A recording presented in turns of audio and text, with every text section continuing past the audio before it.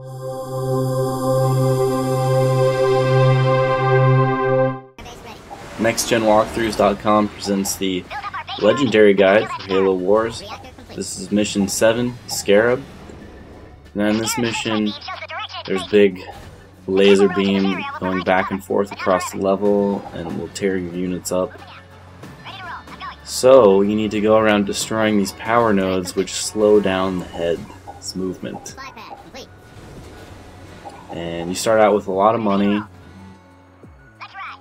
So started off building some Scorpion tanks, some resource thingy jobs, supply depots, of course, and the reactors, supply depots, and also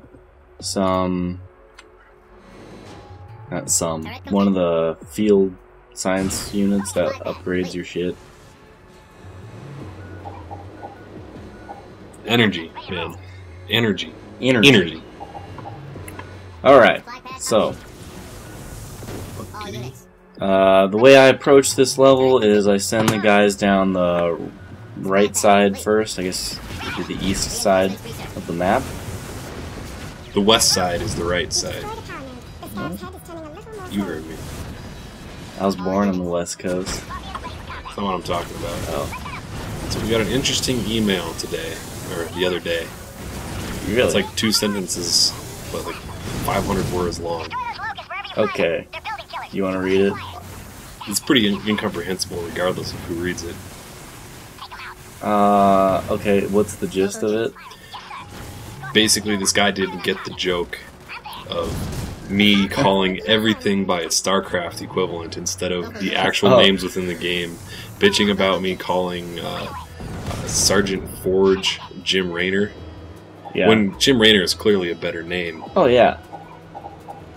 And calling those flying scouts aren't wraiths, those are big purple Protoss tanks, if that's what you want to call it. The scouts are hornets. Scouts are hornets. Yeah. I can't even plus tell Explicit D if he doesn't know yet that if you play different characters online or skirmish, you get different special units. Oh, yeah, I know that now. When we recorded the first voiceovers, I hadn't played any skirmish or online, but I have now. Anyways, this is basically StarCraft for consoles. So, except the campaign. Well, no, you're right. I was just gonna say, except in StarCraft, the campaign has one race you can play as. But in StarCraft 2, the campaign's only gonna have one race as well. Yeah.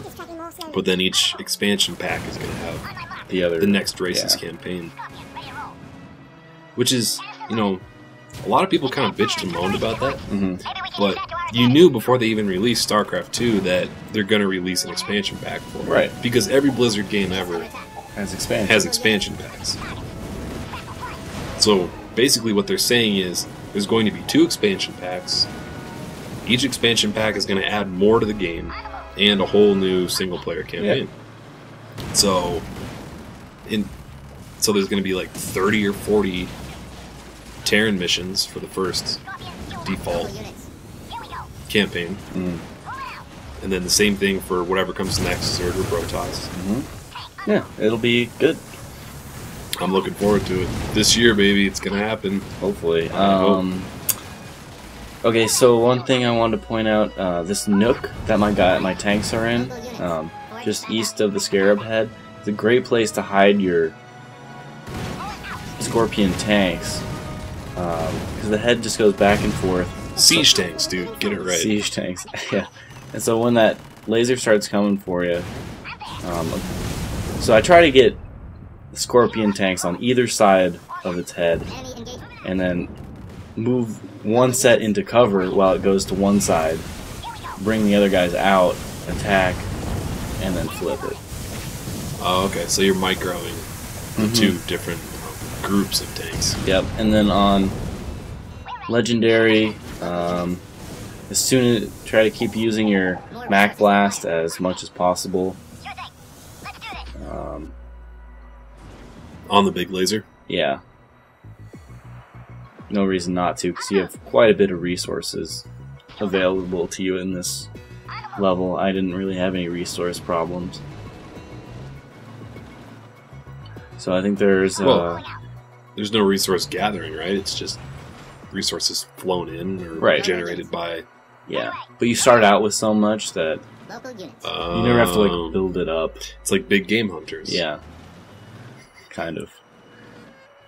That's the only way this game makes sense to me, is by figuring out what a StarCraft equivalent is. So if you make this power node right there, your last one, the skull is actually there too, and I didn't pick it up because I didn't need it, but you can check it out in my skull guide. That one will appear after you kill 10 of those freaking Daddy Longlegs tanks. I can't think of what they're called. Scarabs? They're like small scarabs. Locust. Okay. Locust. Yeah. There's so many names, and my brain can hold limited information.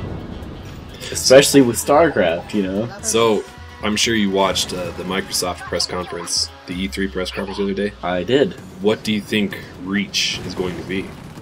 Halo Reach. Oh, Reach. Around. Prequel. Halo Reach Around. Halo Reach Around. Well, it's obviously a first-person shooter. Is it? They haven't showed a single second of trailer or game. Well, they showed like a cutscene. I think it will. But they haven't showed any gameplay. So what I've played in this, there's like, and they clearly don't label Halo games with titles that reflect what kind of game it is. That is true. I think it's an MMO, turn-based strategy, Final Fantasy clone. That's what I'm guessing now, and I'm sticking with that. I think it's first person. It's probably first person. I think it's in this game, like there's like an Omega team of Spartans that they like send in. Like Spartans are basically Master Chiefs. Like what he is, I guess. But Master Chief's like a badass. Like the one Spartan who's the best. I'm familiar with Master Chief. So I think it's going to be pre-Master Chief. Apparently Reach is the first novel in the Halo franchise. I think it's going to be a group of Spartans, and I think you'll play as different Spartans throughout a campaign. Okay. And you're fighting against the Persians that invade your homeland? This is also set pre-Halo 3, or Halo 1, 2, and 3. Halo Wars is a prequel to Halo 1? Yep. Oh, okay. So I think it's going to be kind of the same as this. But I didn't pay attention to the story on this, so I can't really speculate too accurately.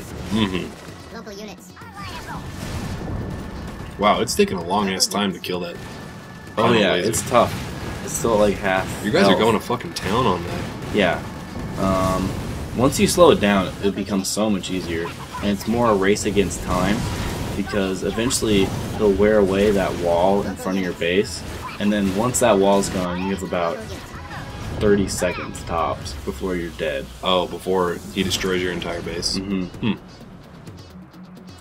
So, just kind of a rinse and repeat. Hide your guys, bring them out, Mac Blast, cross your fingers they don't get to your base. Very nice. Yeah, this was a pretty fun level. It had like a unique twist. I had fun with it. It wasn't one of the ones that frustrated me. Like it took me a couple times to beat it my first time through. I'm like, okay, you know, how am I gonna do this? So my first playthrough was on Heroic, and it wasn't frustrating. The challenge was a fun challenge. Now, why are you using any infantry? Aren't there like rocket infantry that do really good damage against buildings? Yeah. Or specialty units that kill buildings faster than a tank would or something? Well, I upgraded the tank's ability to canister shells, which are more effective than the marine units, and you only have a max. You have a cap on units.